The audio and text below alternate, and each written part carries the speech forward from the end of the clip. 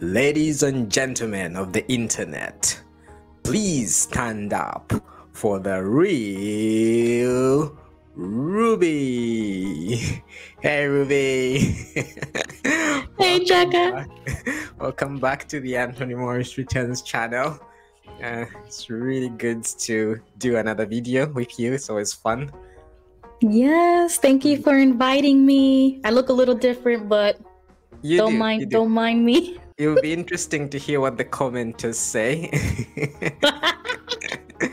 Yes, this is the real me, This is the real Ruby. And how do you feel about this new rebranded? No, don't even go there, because as soon as I get back home, I'm gonna put my wigs back on. I feel so naked right now, but it's okay. We are improvising for me not being home. The internet. Yes. Yeah. Yes. So that should be your first order of business, to do a live stream with your favorite wig once you get back home. Yeah. Oh my God. Yeah. Yes, I know. But we really have a lot to get into, so let's roll the intro and get started with our chat. But you can't do that, said one of the critics. That doesn't bother me. Really? Again? Really? Look at that little enemy of God. Somehow we dilly-and-dally. Takes us years, and we wonder why. What are you waiting for? Right, Ruby. So this is actually my second ever interview, as we were saying backstage on the channel, and that's actually fun doing interviews. So have you ever been interviewed? I know you've done a lot of work on your channel and on other channels, but have you actually ever been interviewed and told your story about your exit? So I told the first half on Rose's channel. Right. JW researcher Rose. Right. And then we're gonna plan for part 2, because she broke it up as well into 2 different parts. Right. So she got my first part and I got most of everything out. And then, like always, you remember things after. I'm like, oh, Rose, I forgot to talk about this, talk about that. Yeah. So yeah, that's the only place that I've told my story for like the first time. Right. Okay. So it's a privilege for me to sort of have you to tell your story here as well, and to fill in any gaps that were missed in your telling on Rose's channel. So maybe let's just go from the very beginning. So you were brought up by a JW mom, correct? Single mom. Yep. And so what do you remember in terms of your earliest involvement with the religion? So I am technically 3rd generation from my mother's side, or 4th generation. 4th generation from my mom's side, 3rd generation from my dad's side. So quite literally the whole entire family from both sides are JWs. Right. Only a few of them have technically disassociated themselves, but they never really disfellowshipped. That was like later in my adulthood, one uncle got disfellowshipped. That was it. You know what I'm saying? But mostly everybody was a Jehovah's Witness. So that right there is, you're expected to be a Jehovah's Witness. There is no thought process about anything else. You don't have an interest in looking into other religions because you got the right one. You were lucky enough to be born in the right one. So you don't have to look no further. And if you had any questions, you could just ask, like my uncle. I would say, hey, Uncle Jerry, how do you feel about the Mormons? How do you feel about this? Because he was kind of like the person in the family that was designated to look outside. And then he was the one who you could ask questions, or you could go to the reasoning book, but that's about it. You don't go yourself and do it yourself. And I remember that was kind of like the only acceptable thing. Ask one of my uncles or ask my mom. That was it. Everybody else was like, this is the truth. Jehovah is real. Go to Kingdom Hall, go preaching, you should be fine. So that's how I grew up. Interesting. So your mom raised you as a single mom, but you're mentioning that your dad was actually brought up as a Jehovah's Witness, or at least his family had some affiliation with the Jehovah's Witnesses. So what was your dad's story, and how come he wasn't in the picture? Okay, so yeah, his brothers, his family, they all grew up as JWs. He married my mom, when they were both like 19, 20 years old. Like most Jehovah's Witnesses get married at a really young age. And then after that marriage, so that was the first marriage because they got married twice. They have their own story to tell. It's crazy. Fascinating. We should have your dad on. So after that first marriage that he married my mom, they were only married for about 2 years, I think, or less. And then they got divorced. But after that divorce, it's kind of the same time that he faded. He never I've never heard that he got disfellowship. He just faded, disassociated himself. He became a police officer. And obviously you can't be a police officer and a Jehovah's Witness at the same time. Back then, I don't know if they've changed the rules now because, who knows? I think there is some technicality around not carrying firearms or something like that. So you can be a police officer as long as you don't carry firearms. They That's have stupid. That's so stupid. Bogus rules. Right. So anyways, he got a career. They divorced. And that was the first marriage. So he had already been faded since a very long time ago, way before I even was a thought. That was like in the 80s, I believe, when they got married and stuff like that. My mom, though, she came back to the meetings. She was trying to do the right thing. And, she moved on. They both moved on with their lives until 10 years later, they reconnected, remarried, because, she fornication and want to do the right thing. And then she got pregnant with me. Right. And so the only right thing to do was to get married. So they got married twice. And that second marriage, I'm a product of that. I'm like the reason why they probably got back together. But that didn't last very long either. That was another less than 2 years that they were married. And they got divorced a second time. So they're bad for each other, aren't they? Right? Like, but you didn't learn your lesson the first time. Like, no. I used to ask my mom all the time. I'm like, but why would you get married? And it was because she was disfellowshipped for about 6 years. And then when she got pregnant with me, she was like, okay, I'm going to keep the baby. I'm going to do the right thing, get married. And so he probably only did it to help her get reinstated. Right. He had no real intentions of coming back to the meeting. No. A baby is not going to bring a man back. You know what I'm saying? Like you can't trap people like that. The world. So I was like, I used to look at my mom like, you were probably delusional or I don't know what, but she thought that was going to help him come back, start a family, and that didn't happen. So she was... work. Yeah, exactly. Yeah, so it didn't work the second marriage. But he left it as, that's, I have to go to work. He's still a police officer. He can't really raise a baby. He has to work. So he kind of gave her like 100% authority of everything. She had custody. She had child support. She had everything she needed. Let's just go our separate ways, keep the peace, and just raise the child as a witness, because he thought that was the right thing to do as well. He was raised as one. She was raised as one. So he's basically poor me. He's physically out, but mentally in, right? Technically, yes. Now that you bring it up. Yeah, because he thought that I would be safer growing up as a Jehovah's Witness. I wouldn't get into, into boys or drugs or whatever, like he's thinking, oh, she's going to grow up in a good environment, healthy environment, clean and moral and, how it is to be a witness. Yeah. So he left it as it is. He never protested. He never questioned anything. He let me grow up. He let my mom raise me as the perfect, Jehovah's Witness. Right. So your mom sounds like she had a bit of a history back in the day with some kind of behavior that is not really acceptable with the Jehovah's Witnesses. But it sounds like afterwards, after she had you, she then had this turnaround, and she then really became fanatical about the religion. So do you know much about how that came about? That's exactly what happened. She got a taste of the world exactly how the organization shows you the pictures, and they say, oh, if you leave Jehovah, you're going to get into drugs and you're going to smoke and you're going to get tattoos and your life is going to go down the drain and you're never going to be happy. She found that out to be technically true because she was being shunned by her JW family.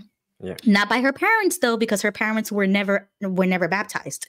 Right. So Interesting. she had her parents, but everybody else kind of shunned her. She moved away. She had a job and everything, but she had no friends or nothing. Her life was literally down the drain.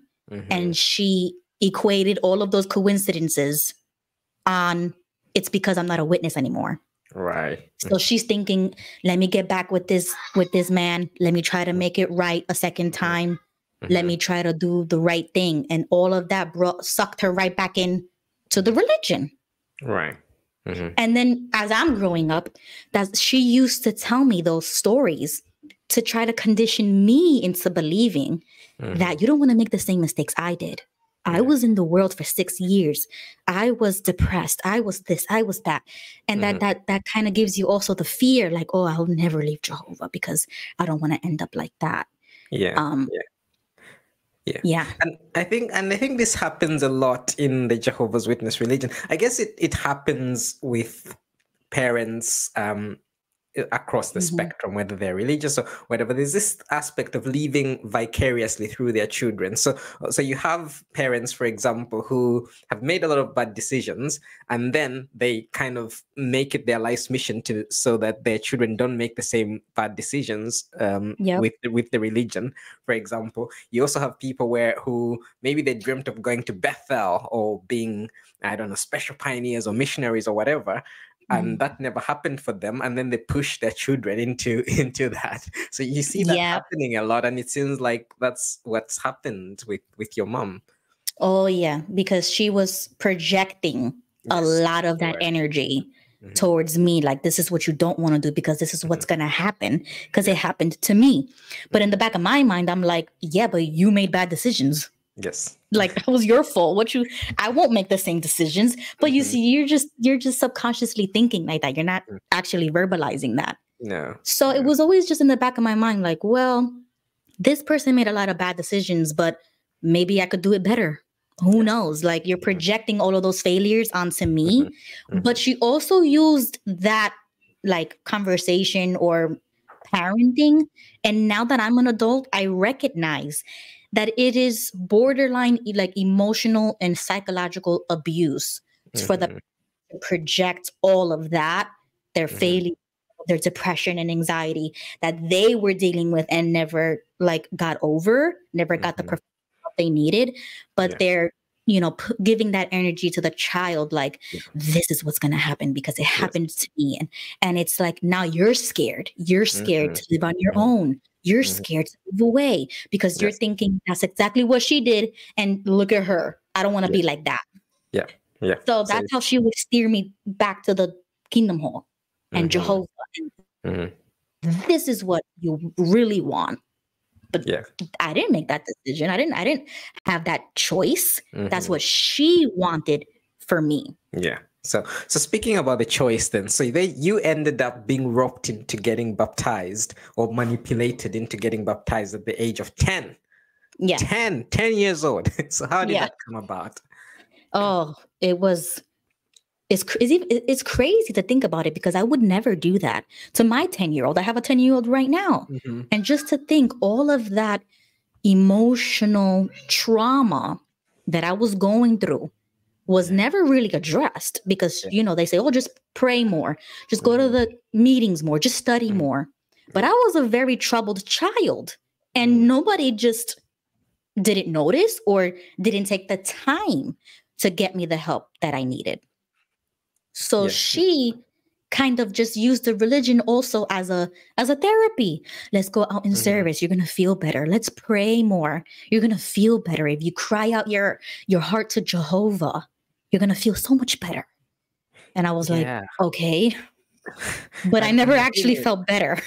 And when you don't feel better, which will happen, you won't feel better, then the problem is with you. the problem is not with the religion or God not answering, then you're the one that's not spiritual.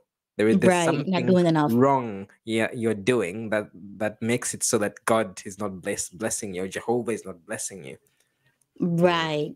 But the thing is, she kind of coerced all of those decisions that I was making, because she made it seem like I wanted to get baptized. She said, if you pray and if you dedicate your life to Jehovah, you're going to feel better.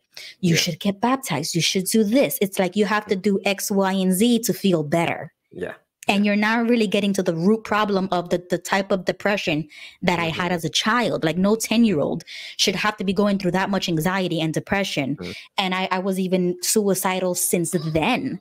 So it's just been an ongoing problem that never got addressed from childhood. Yeah.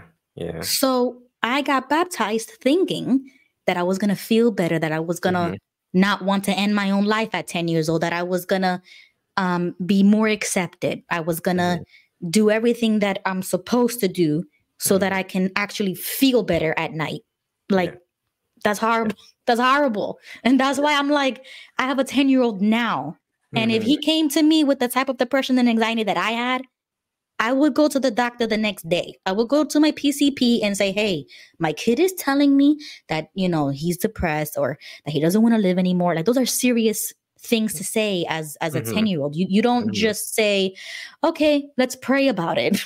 So you actually verbalized that to your mom and said, I'm having these thoughts and these feelings. And she said, let's just pray about it. Well, the funny thing is, she found a note, like a suicide note that I had written. And I don't remember writing that. That kind of just blocked out of my memory.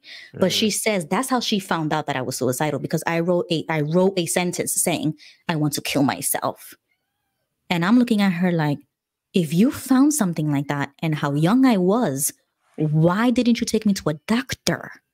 Like, disgraceful. That's serious, right? A 10-year-old doesn't just write that as a joke. No. Especially you knowing that I had issues at school. I was being bullied. I had issues with my teacher. Like, I was just having issues everywhere I went.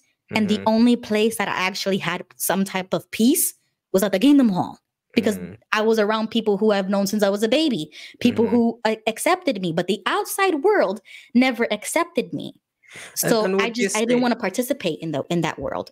Yeah. So would you say this lack of acceptance, this bullying and all these issues where you're experiencing, was there any connection with the religion and the expectations on you, even as a young child, even when you go to school, to make a stand for Jehovah and the religion?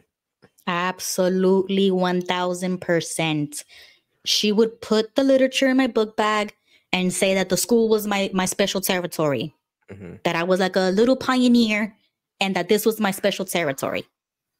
So instead of me going to school, getting ready to learn, I was getting ready to school to teach people about Jehovah. Yeah. So that was the first anxiety. Then, because people knew that I was a witness, I couldn't hide it, because she would look in my bag at the end of the day and say, did you place the books? Like, did you place this magazine? Did you place the Great Teacher book? And that was an anxiety, because I'm like, if I don't place this book, she's gonna know, because it's gonna be in my bag. So what do I do with the book? I can't just leave it. And then I don't know how it was for you, but as a Jehovah's Witness kid, I even thought like burning or throwing away any piece of, not just the Bible, but any piece of literature. I just thought it was sacrilege. I thought you can't, like, you cannot destroy this stuff. So I wonder if that was also playing in your mind, because I guess a streetwise child would think, I'll just dump it somewhere. Exactly. Place it. But that's not an option when you really believe that this stuff is holy. Right. That I could save somebody's life by showing them this book, The Great Teacher, and teaching them about Jesus Christ. Yeah, it was like you could potentially save somebody from Armageddon.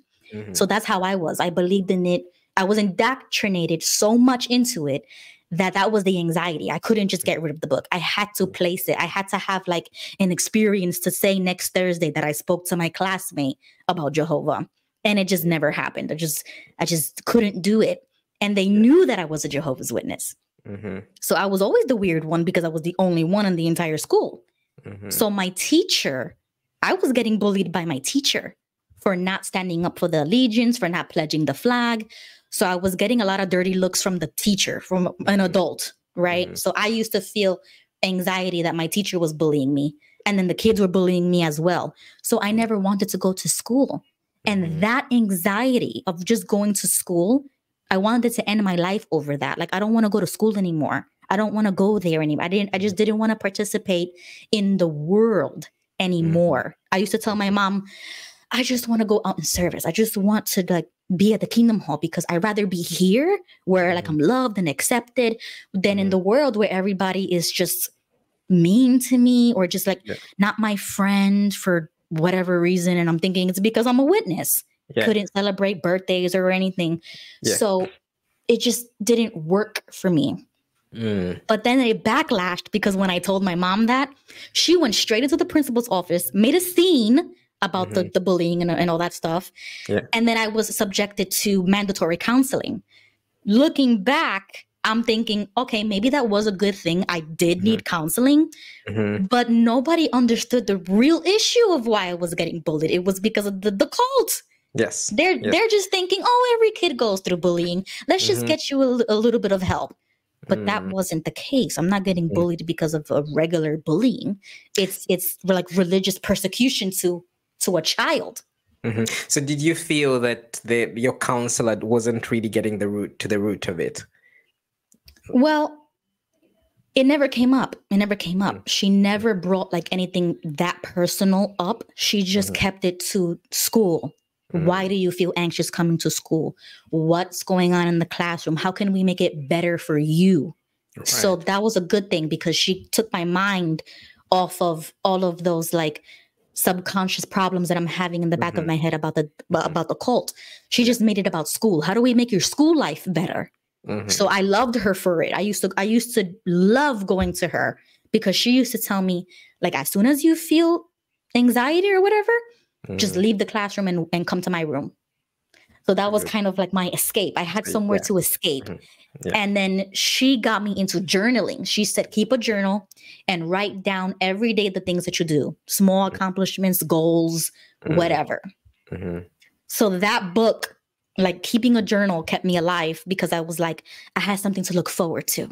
Like that's how bad the depression and anxiety was, that I was like, okay, I have to see Dr. May at school because she's going to want to see what I did today or yesterday. And so that's what kept me going while I was in public school. But my mom was already like, maybe we should do homeschooling. How do you feel about that? You can do more in the ministry like you want to do.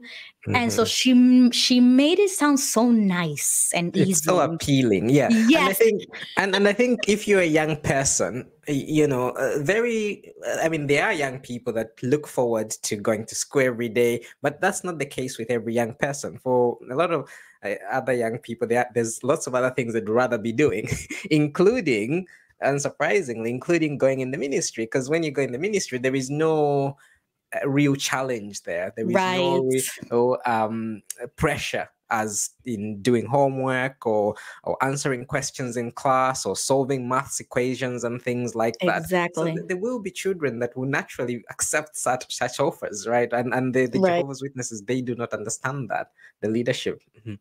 Right. But it was also because I thought in my mind, I'd rather be saving lives than going to school with people who hate me. Like I used to think they hated me because I'm a Jehovah's Witness. So I felt like I was being persecuted as a child because of my religious beliefs. Nobody respected it, in my opinion.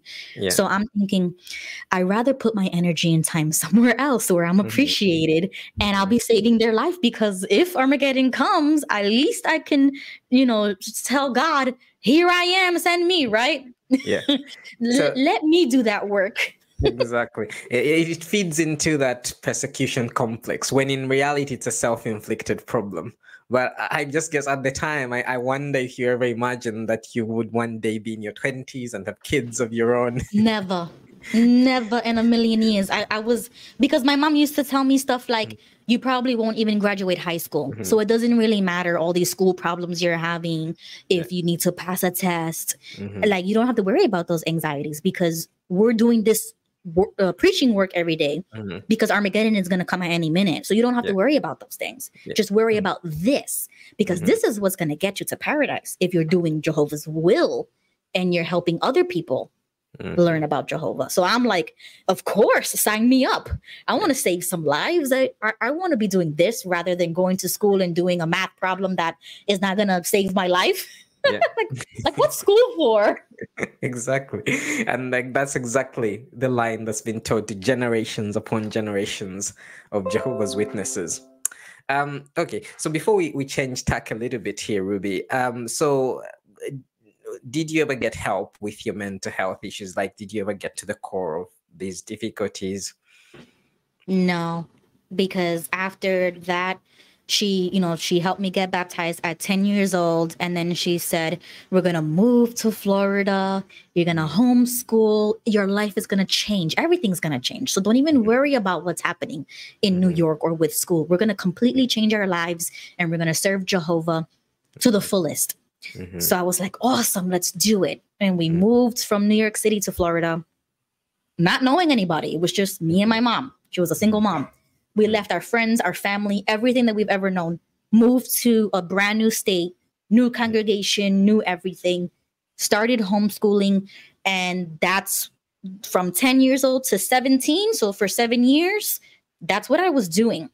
The Kingdom Hall was my life. It was my second home. Those people were my family, new family, because I didn't have my real family anymore. Yeah. So that's when everything changed for me. I was literally dedicated to Jehovah, 100%. So your world was very small. So you had school at home with your mom, and then you had the meetings, and then you had the ministry, and that was your entire world as a child. That's it. Yeah. It is. I don't know.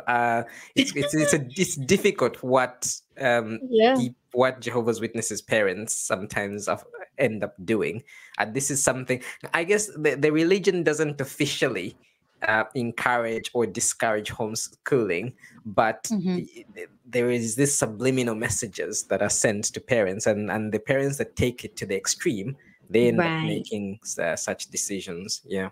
Exactly. So you get baptized at 10, you're homeschooled until 17.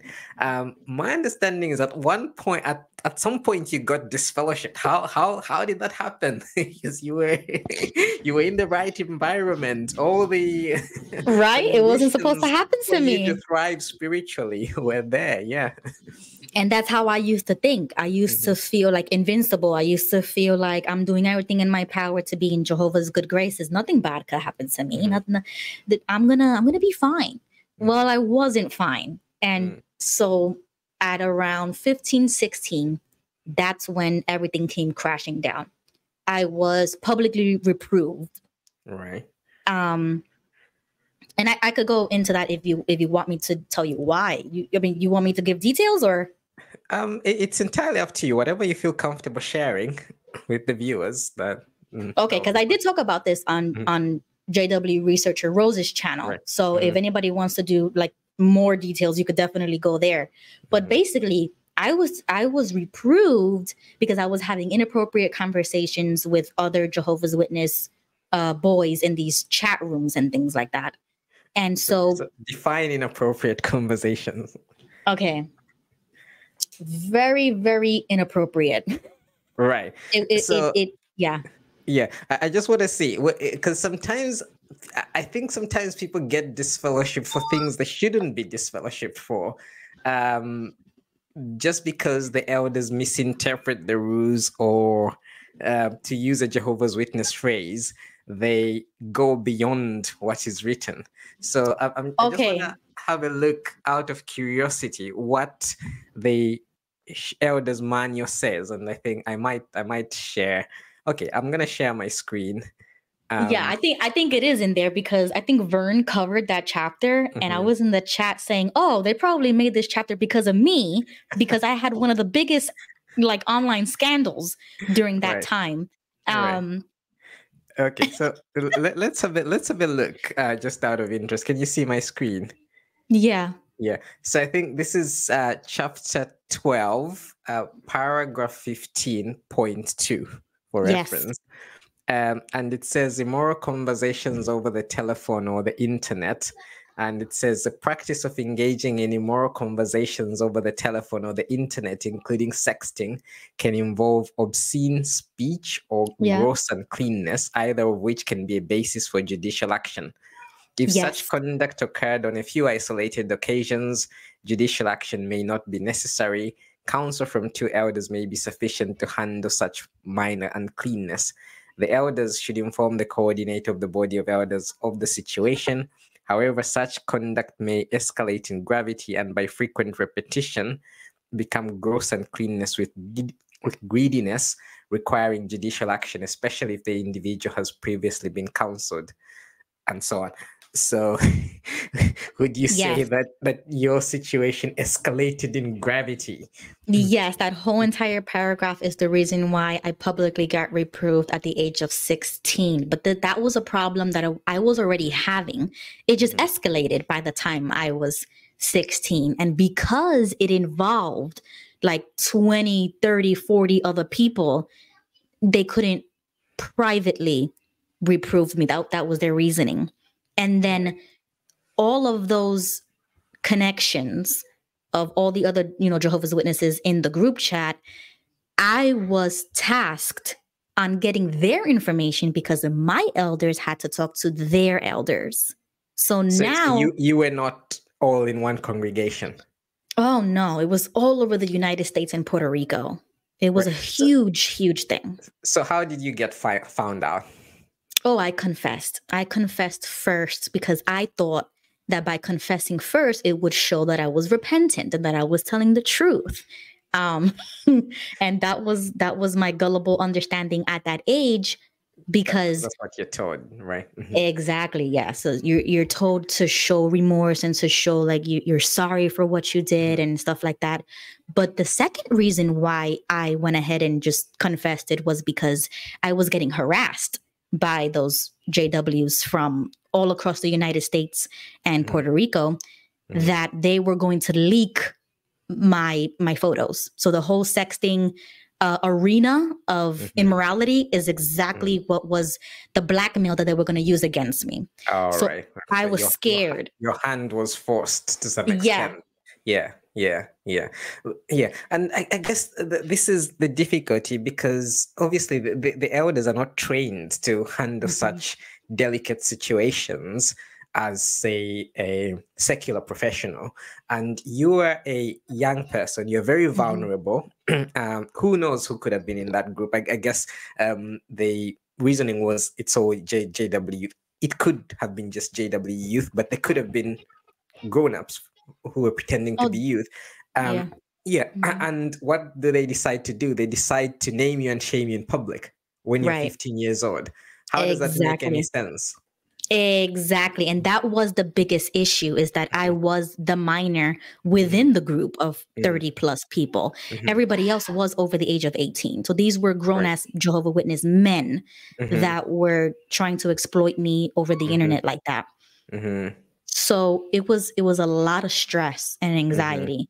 And now that I think about it, and I've looked this up, in the state of Florida, even if it is online, it's still a crime for a 20-something-year-old to be talking to a 15, 16-year-old that's under the age of consent, especially with the photos that I was sending and just the conversation that was happening. It's all under grooming. You're grooming somebody who cannot consent for themselves. They're too young.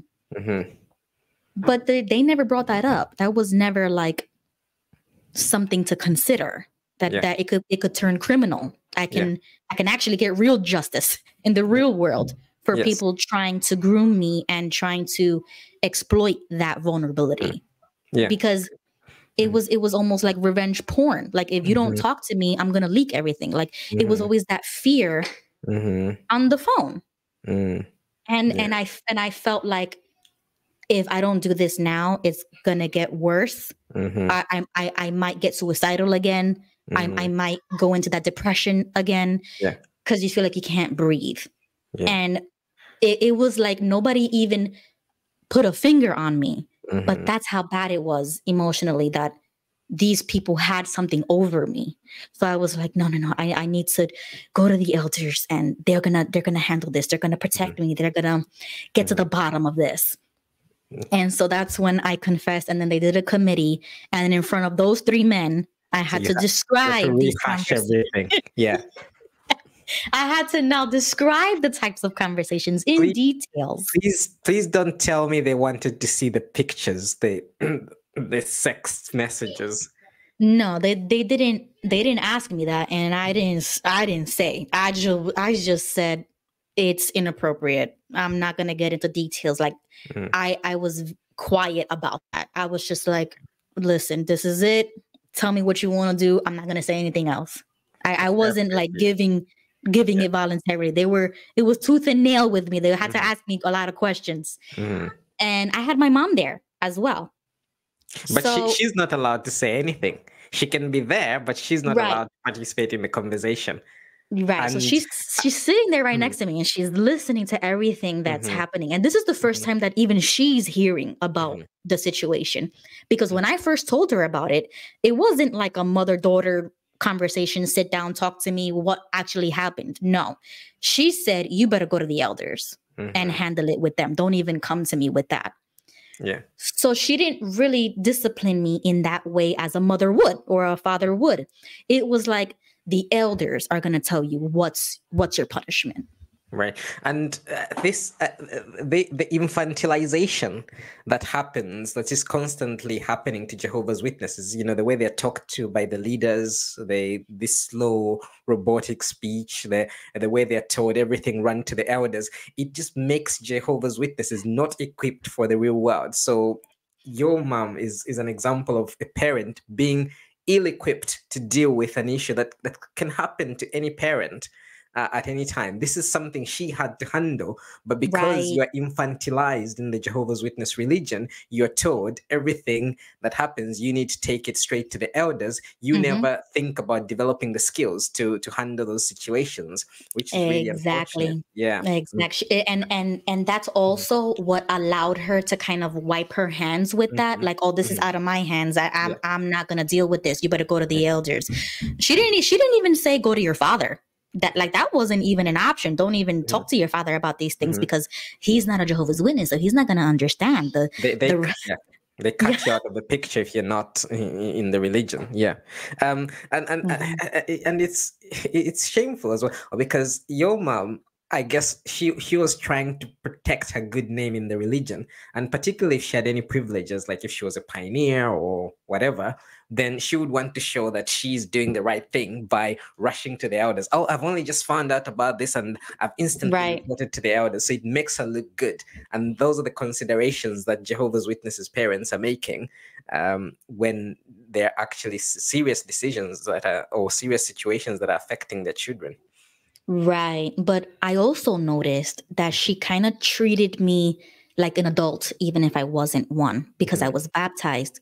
She said, well, this is your problem. Like, this is your sin. It has nothing to do with me. This is between you and Jehovah and the elders.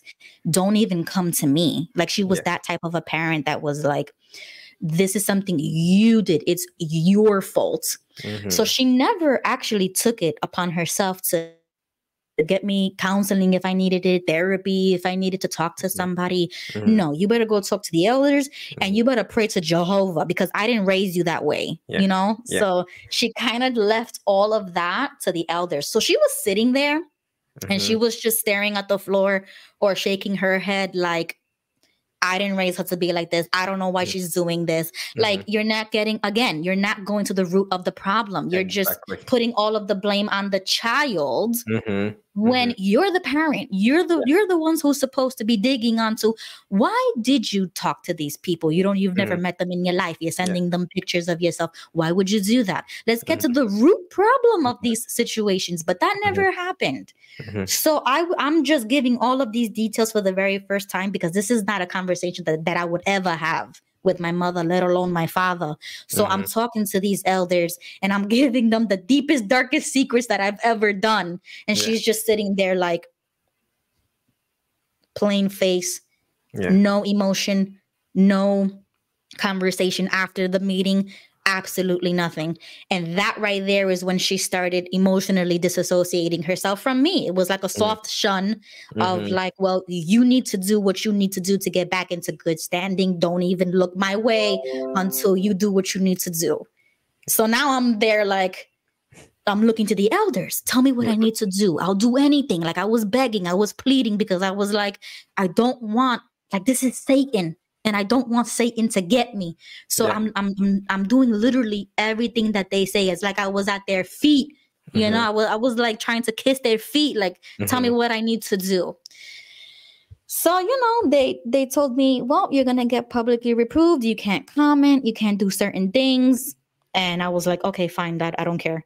As long as I get back into good standing, that's all I care about. But none of that even happened anyways, because as soon as my name was announced, and with the type of reputation that my mom had, like she was just the ultimate pillar of the congregation. Everybody knew her. Like it's just spread like wildfire. The rumors, you know, people talking about me behind my back. My social life as a Jehovah's Witness completely died. Like none of my friends wanted to be seen with me or talk to me. Like absolutely nothing. Yeah, and this is the thing they don't understand. Like I don't know if it's a lack of grasp or I just don't even know it is. Like this is a 15-year-old, a teenager, and you publicly name them and shame them in front of 100 people, 100+ people. What do you think is going to happen? There is no consideration whatsoever to the mental health of this very young person. Okay, yeah, it's not great when they do it with adults, but at least adults have developed some resilience, and some coping strategies, and some adults actually even move congregations because they can't deal with the shame of being publicly named and shamed. But a child has no option. You don't have an option as a child to move to a different congregation unless your parents are on board with that. So it's really disappointing. Horrible. Yeah, and I think and I think it's important that you're sharing this story, because if there's any Jehovah's Witnesses parents that are still Jehovah's Witnesses, still in the religion, and you're watching this is what you need to think about. If you have a teenage son or daughter, this is something they may have to experience in that religion. Yeah, it was horrible. But I only literally had one friend that was actually my friend. Everybody else was just like, you know, you say hi and bye because you're at the Kingdom Hall. You have to say hi to everybody. So it wasn't like I didn't care about their opinion. You know what I mean? Like I don't care about them. It was my very best friend that I was afraid if she was still going to talk to me or whatever. And thankfully, she stood my friend for the remaining time that I was in Florida. And that's because she wasn't baptized. Right. So that's when I noticed how every one of my peers that were all baptized overnight disappeared. Whereas the only friend that I had that wasn't baptized, she didn't have any privileges, nothing. She was just a publisher. She was the only one who stood by my side. And some of my other friends, they weren't baptized and they were the only ones who kept talking to me. So that's when I started noticing the double standard. That's the true love, right? Yeah. They so know that you're my disciples if you have love among yourselves. Yeah, exactly. Exactly. Yeah. Now, the thing is as well, is this culture of shunning. There is a real strong culture of shunning in the religion, because in your case, you weren't even disfellowshipped. You were publicly reproved. So they shouldn't shun you. There is no reason for you to be shunned. You weren't even marked like they had this marking policy, which they've recently scrapped, where they would give a talk and name and shame somebody. And the idea was after that talk, everybody should soft shun them. But in your case, there was no reason for them to shun you. And they still shunned you, which just shows how strong the culture of shunning exists in this religion. Yeah. And my mom didn't even try to make it better. You know what I mean? Like you just said, the parent might move to a different congregation, or the parent might make it a little bit easier. Oh, absolutely not. It was like she was eating it up. It's like they almost loved it that I was going through my consequences. Yeah. So she would make it as if nothing ever happened. Go to the meeting next week, say hello to everybody, just watch me stand in the corner, not talking to anybody. People came up to me to say hi, but it was like an unspoken rule, like you don't go talk to people, you're publicly reproved. You know, don't think that you could just walk up in here and act like nothing ever happened, you know? And it was just so weird because I'm like, why? I don't want to be here anymore. Why would I want to be here if nobody talks to me the same way that they did? We go out in service and they would book me with my mom to go out in service door to door. I couldn't go out in service with anybody else. And I'm like, come on now. So you weren't allowed to go out in service with other kids. So you were basically labeled bad association. Bad association. Exactly. That's when I realized what bad association really means, because now I was working with everybody before. All of a sudden I was announced, and now my mom was with me every single time we went out in service, because we used to go every day. I was homeschooled.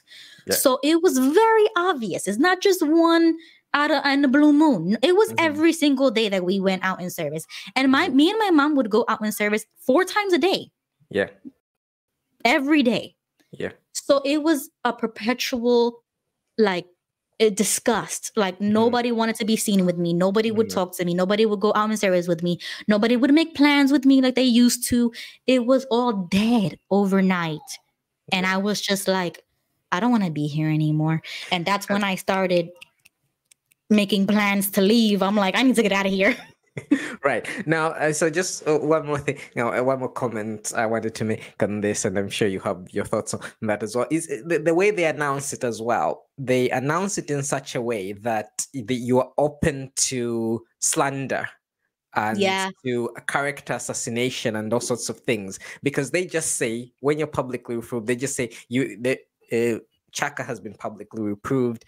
When the same thing when you leave the religion, whether you just decide to leave the religion or you do something they view as an offense and you get thrown out of the religion, they just say this person is no longer one of Jehovah's Witnesses. So now the rumor mill goes into full swing, and people make up all sorts of stories about an individual because the facts have not been laid bare. So in your case, you actually didn't do, you were actually the victim in this situation. Exactly. But I can just imagine the stories that were probably made about you and that were being spread in the congregation, and the elders would just happily allow that gossip to continue. Exactly. So how is that loving? How is that God's one true organization? Yeah, exactly. And everybody knew my mom. Like, my mom was such a social butterfly within the Jehovah's Witnesses. Literally everybody on the East Coast knew who my mom was. So those types of rumors passing through states, like even with my family, it was crazy. Yeah. So I felt like I was naked in the middle of a kingdom hall. Like, everybody could see through me. And I couldn't defend myself. I couldn't say anything because I can't speak on it. That's supposed to be private, confidential. So I can't even defend myself. I just have to literally let it go if I want to be in good standing. Just let it go, forget about it, act like it never happened, just move on with my life. So that's when I started making plans. And I was already 16. So I was like, I just have to stick it out until I turn 18. I just have to stick it out till I turn 18. And so that's now the mentality. I need to graduate. I need to finish this. I need to get out of here. So that year, that gap of time, I was already making plans. I was like, I want to go to New York. I want to live with my dad. Like now I started saying stuff like that. Like, I want to live with my dad. I've never said that in my life. I want to live with my dad. So that's when I started telling her, like, I don't want to go to the Kingdom Hall anymore. I don't want to do this anymore. And once again, it was never a question of why don't you want to do these things? Why all of a sudden out the blue you want to go to New York and move over there? And what's going on deep down inside? No. The very first thing that came out her mouth was, well, if you don't want to go to Kingdom Hall, then you can't be here, because in this house we serve Jehovah. And I was like, so you're telling me that you're going to kick me out at 16 years old just because I don't want to go to the Kingdom Hall anymore? And she looked at me and she was like, well, if you don't want to be a Jehovah's Witness anymore, call your father and let him take you in. And I was like, really? Just like that? Because, you know, I was raised by her 100% of the time. My father has never been in my life in that way that I can just go to his house and move in with him. You know, so it was kind of awkward that she would just throw me to the wolves like that. Yeah, and this is why I find it utterly hypocritical whenever they routinely will go to this scripture, Isaiah 49 verse 15. Can a woman forget her nursing child or have no compassion for the son of her womb? Even if these women forget, I would never forget you. And they use this scripture like, they use it in talks, they use it in articles, and they say, this is how great Jehovah is. And even if there's this comparison to how strong the attachment is between a mother and their child, and Jehovah's attachment to his people is even stronger. But what are your thoughts when you look at this scripture and think about how your mom responded to the fact that you were no longer interested in being a Jehovah's Witness?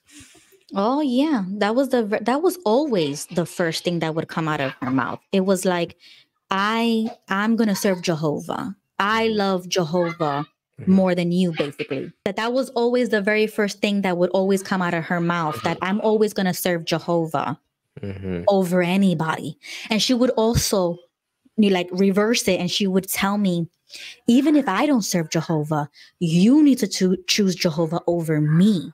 So it was always like she would play those mental gymnastics with me of like, no matter who's serving Jehovah or who's not serving Jehovah, you got to make sure that you're serving Jehovah. As long as you're doing it, at least you'll be saved. And then she would use it for herself as well. Well, if you don't want to serve Jehovah, then you need to go somewhere, because I'm going to serve Jehovah. Yeah. So I would seriously like to ask a Jehovah's Witness who is shunning their children. And if there's Jehovah's Witnesses that are watching this video and you're shunning your children, I highly doubt Jehovah's Witnesses who shun their children would watch an posted video. But if they are, they should really ask themselves, how do their actions fit in with a scripture like this, which the governing body actually routinely use? This scripture is saying the attachment to your flesh and blood should be so strong. It should be literally the strongest thing. And Jehovah is using that comparison to his attachment to his people. And Jehovah's Witnesses can just shun their children like it's nothing. They can just throw their children out like it's nothing. The religion comes first. The indoctrination is just so strong. The programming is just so strong. Yeah. Right. Because it's almost like she's looking at me and talking to me as if I'm not going to let you ruin my chances of everlasting life. I'm not going to let anything get in the way between me and Jehovah and me getting into paradise. And if that means I got to get rid of you, I will be more than happy to get rid of you, because you are not more important than everlasting life. It was always about that. Yeah. And then she would try to make me feel the same way, as if people don't matter, things don't matter, material things don't matter, nothing matters. Only the prospect of living forever in paradise matters. So whatever you need to do to get there, that's what you need to do. Yeah. And it was very weird. Like she would say stuff like that. And I'm like, that doesn't make any sense. Like, what are you talking about? So we were always on different pages. She was a very fanatical Jehovah's Witness, and I was a moderate Jehovah's Witness. So it was always bumping heads of like, I don't think I need to do that for salvation. I don't think I need to be, dragging myself to Kingdom Hall and going out in service if it's not really in my heart, right? Because you're supposed to serve Jehovah with your free will and with all your heart. But if I don't feel that way, even you guys say that it would be in vain to serve Jehovah if it's not in your heart. Yes. So why are you forcing me to do these things? Yeah. And that's that circle that she would go in, and she would get caught every single time I say, doesn't Jehovah give us free will? Then I should be able to make the decision that I want to make. Exactly. Then that's when she would get angry and aggressive and like, well, then you need to leave. If there's no convincing you, then you're the problem. You need to leave. Yeah. I'm like, yeah, and it's typical Jehovah's Witness behavior, but this trickles down from the governing body. Anytime you ask the governing body a question they're uncomfortable with, then you have posted ideas. You need to readjust your thinking. If you don't readjust your thinking, you're going to be thrown out of the religion. You're going to be shunned by your family. You're going to be shunned by everyone. And that trickles down to the individual members, such that you can't have a constructive conversation with them about anything that they disagree with. Exactly. So as soon as she said that, that's when I knew it was serious. It wasn't just like a normal argument. It was bottom line. You need to leave if you're not going to go to Kingdom Hall. So if you are that serious, then you need to go. And in the back of my head, I was like, say less. I'd rather leave. And so that's when I called my dad and I was like, I need to book a flight right now. I need to leave. I need to get out of here. And so that was the type of like emergency as a teenager. Like, I need to get out of here. I need to leave. And so that's when I booked the flight, took all my stuff, and I left. I did what she said. And it's kind of like you either calling each other's bluff, because she thought I was probably bluffing. And I was looking at her like, I'm not. I'm serious. Because you see, I was going through that soft shunning. I was being labeled bad association, not you. You're not going through what I'm going through. Yeah. And I'm about to turn 17. Like, what's going on here? No, I want a social life. I want to hang out with people. So I thought the only way I can do that is to go back where I'm from, where people know me, where people love me. So I'm looking for that validation again with a group of people that actually care about me, which is my family. So I was like, I'd rather go back to New York. I'd rather go through whatever I got to go through. At least I'm with my family, with my cousins, with, people that, with grandma, with my family. Yes. So that's when I booked the flight and I left. Yeah.